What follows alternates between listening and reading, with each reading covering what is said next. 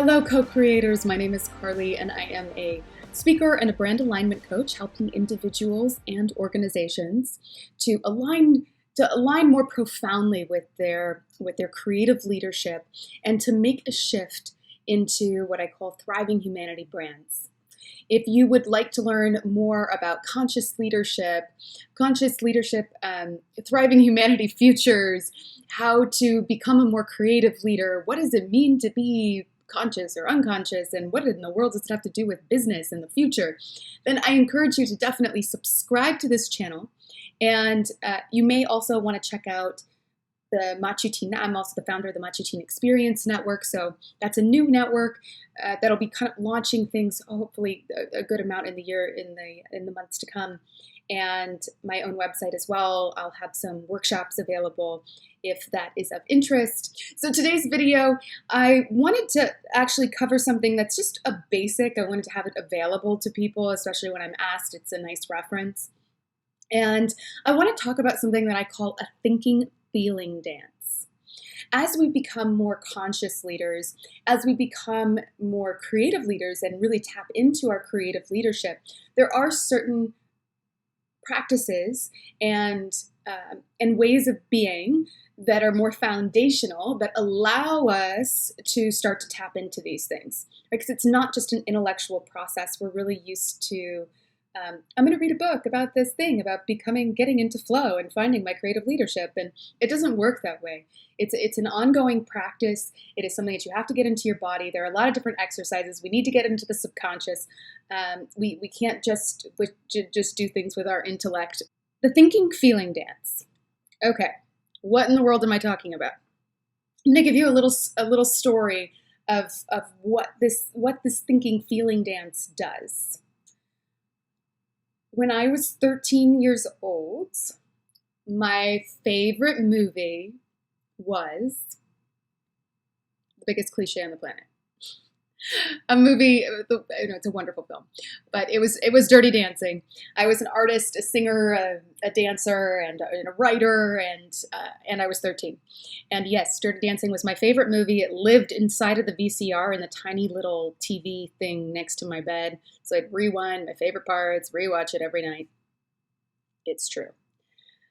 But for the purposes of this film, one of the reasons, besides the fact that it's a really great love story and a great movie, I always loved stories about perfecting a craft and artistry and how we get better at something, but really how we go beyond, how we connect up to. I've been obsessed with creative flow, what the process is of really connecting to creative flow.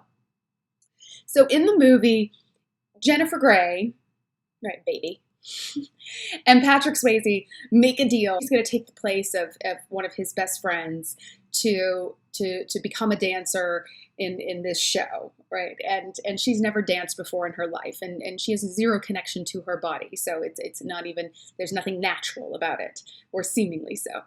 So she starts to learn how to dance, and you know, when she first learns the steps, it's very robotic. She's stumbling and fumbling all over the place, and she really can't find it. It's like her feet don't belong on her body, and it doesn't work because she hasn't found flow and she's not listening to the music. So, you know, Patrick Swayze's like, listen to the heartbeat in the music, and you have to actually connect up to the music, and that'll allow you to hear how to use the steps, right? So we go back and forth. She starts to connect up. She's got steps, which start robotic. It's right, left, right, left, right, right, okay. And then we have the music, which allows her to start to feel her way into her thinking, into the steps, feel her way into the thinking, into the steps.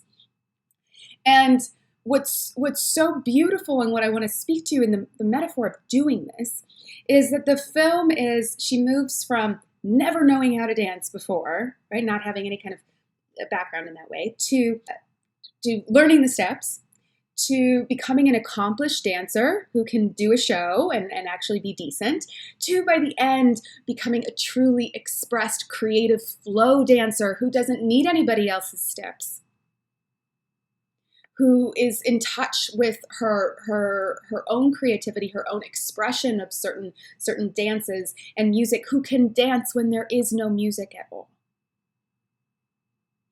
So this is the journey that we go on. And what I want to talk about is that we're using thinking and feeling, we're using steps and music to help us to connect to something else, to help us to connect to something that's much deeper within us.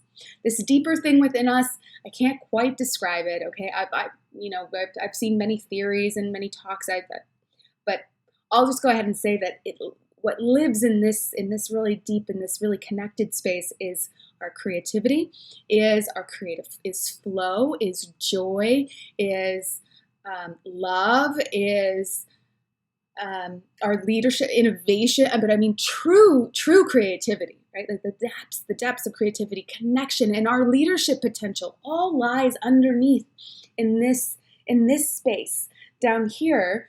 And why can't we just kind of jump into this space? Because we've got a bunch of crap on top of it. That's called life, bricks, things that went wrong, bad habits, brain programming, old stories that are no longer serving us, story traps that are keeping us in loops that are destructive to ourselves and others. This is all the crap that we need to get rid of in order to really tap into and enjoy this stuff. And we do that through a thinking feeling dance. Okay? The steps and the music, the steps and the music, the steps and the music, and all of a sudden we start to tap into something that's deeper, that we can get into creative flow. So the two practices that allow us to think and to feel and to think and to feel and to think and to feel are meditation and journaling. Meditation, I'll speak to briefly. I don't usually have to convince people of the importance of meditation in today's age. It's pretty widely accepted in the scientific community now. There's enough research to support what we've known for thousands of years, that the contemplative, that the meditative practices allow us to become more mindful human beings, live more meaningful lives, to connect to ourselves, to better connect to others, to be in a state of flow, lower anxiety and depression, and essentially make us better humans. So meditation is definitely a part of a really important daily practice. And the second practice that really needs to come in combination or in tandem with daily meditation is daily journaling. Now, journaling, I have a harder time discussing, especially when it comes to men, because we still have this idea of journaling where we think it's for women exclusively, or that it's for little girls, which is ridiculous, ludicrous. Journaling is one of the oldest practices of reflection and creative synthesizing. When we look at the greatest minds in history, who, yes, the ones that we're aware of are men because they journaled and we actually cared about tracking their journals. We think of it as documentation, but it's more than documentation. They are synthesizing concepts and ideas and recognizing patterns. They're getting in touch with themselves. We're talking about self-exploration and deepening a relationship with the self and with others. So a lot of the creative practice, it allows us to kind of get in touch with our feelings and our emotions, to reflect on them. This is a lot of what we would do in therapy, but we need to be able to do this for ourselves as well. So not only does it make us better leaders, better humans, more meaningful lives, more connected in general, like more energy, more intuitive in how you experience life. You can read into we'll go into more intuitive stuff later, but all of this really beautiful stuff happens when we start these two daily practices. And then on top of that, we really do start to dive into our creative flow, which is a lot of what I care about helping you to get more in touch with, is what is your unique creative expression in this world? What work are you here to do? How are you serving? Not getting into your creativity. I'm an artist. I love to express for the sake of expressing sometimes, but not just doing self-exploration and work and creativity and all of this to indulge in for ourselves, but to really bring it into the service and into this world so that it's more helpful for people. And when we start to get in touch with our creative leadership, You may be thinking, well, yeah, that sounds okay for me, but maybe not my organization, or that doesn't seem super businessy. And of course it is. This is your differentiator. You don't need to try to differentiate. You need to get rid of all of this crap. And you need your people to get rid of all of this crap. And then we have this creative genius that lies underneath it. And that's what we want to be channeling and getting in touch with and really bringing out in ourselves and in others. Through the thinking feeling dance as one exercise, as one essential foundational, right? Or two essential foundational daily practices. Okay, end of video for this week. I will see you next week, and have a wonderful Thanksgiving and much love.